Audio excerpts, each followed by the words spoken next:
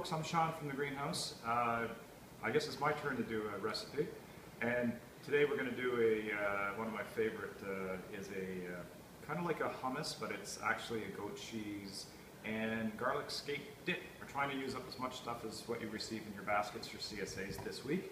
So let's start. This particular dip we're going to have, I'm going to use almonds instead of pine nuts, but you can freely use pine nuts if you want, that's fine. You can also use walnuts, but who uses walnuts? Anyways, we also have garlic scapes. You're going to use around 4. If they're small or smallish, you can probably use 6 or so. It doesn't matter because it's garlic scapes. You can add as many as what you want with regards to a garlic flavor. We're also going to have a medley of different herbs, and for this one we're going to use oregano, fresh oregano. We're going to use parsley, and we're also going to use basil. So it's holy basil, which is a little bit different from what you're probably used to, but it's going to be delicious all the same. And we're also going to use we're going to use the tatsoi, which you're going to receive in your CSA this week. And you can use arugula, though. You can use a lot of different. You can use spinach. And almonds.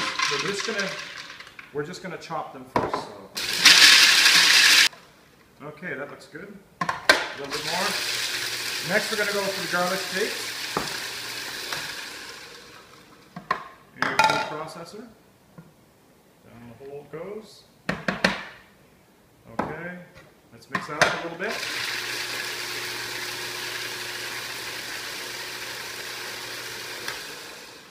Okay, that's looking good already. We're going to use our herb mixture, and again, as I said, it was oregano, and we're probably, for the herb mixture, we're going to go with 2 cups. So I'm going with probably 2/3 of a cup of each. So it's the oregano's in there, the curly leaf parsley, and we also have some flat leaf parsley, if you like that, the Italian stuff, and of course the basil.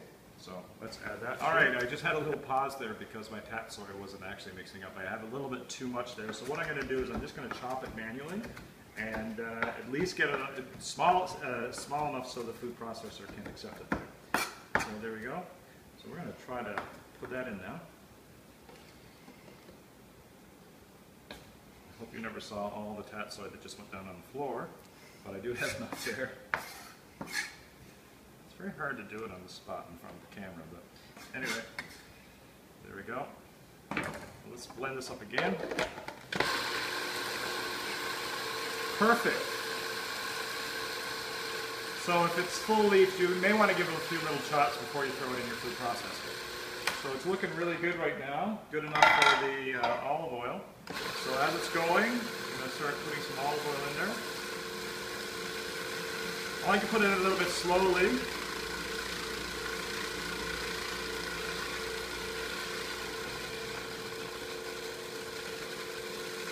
Oh, it's looking great. Okay, cut that down there. And anyways, we have a nice little paste there, as you can probably see. And it's right ready for the goat cheese. So, it's 8 ounces to 10 ounces of goat cheese, which is basically a full pack. I stole some for my salad the other night, so I'm actually supplementing it with a little bit of cream cheese. So hopefully that'll work out. I'm sure it will. So let's toss that in there now. Okay. Top on. Do that. It's not wet, thank God. It's looking great. We're going to mix it in a little bit with a rubber spatula, just to mix it down into it, because a lot of the goat cheese isn't mixing up that well because it just stays on top of the blade.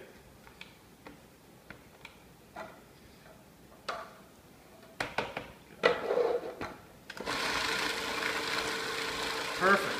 Blending in there nicely now. Oh God, this is so exciting.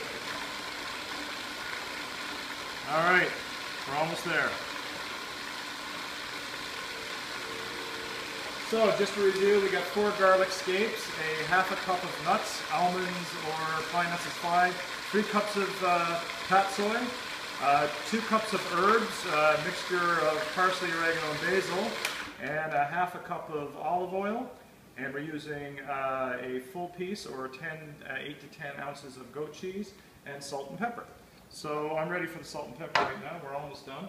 I use a coarse pepper, or coarse salt. And as Kim did at the last one when she was doing the pesto, I just basically put a handful in there. I don't measure off, but I would say it's probably a teaspoon. And for peppers, I don't like ordinary peppers, so I'm going to mix this up a bit. I got Nepalese mountain pepper, we love that. Or we can use this is an Indian long pepper. So you can get these on the internet and they're great because they just add a different flavor to your food. For this, we're going to use the Nepalese mountain pepper. I'm just going to put a little dash in there. 2 dashes in there, because I like pepper. There you go. Pull it up. And let's mix that in again. And that's it. 10 minutes. All right, here we go. We got a nice, smooth, creamy dip right there. And it's all the nice stuff that we just presented in that. So, one thing we did before, actually Kim helped me with, because I'm not a big bread maker, but we did some French bread. So it comes in the Joy of Cooking, I think page 603, I think, somewhere on there.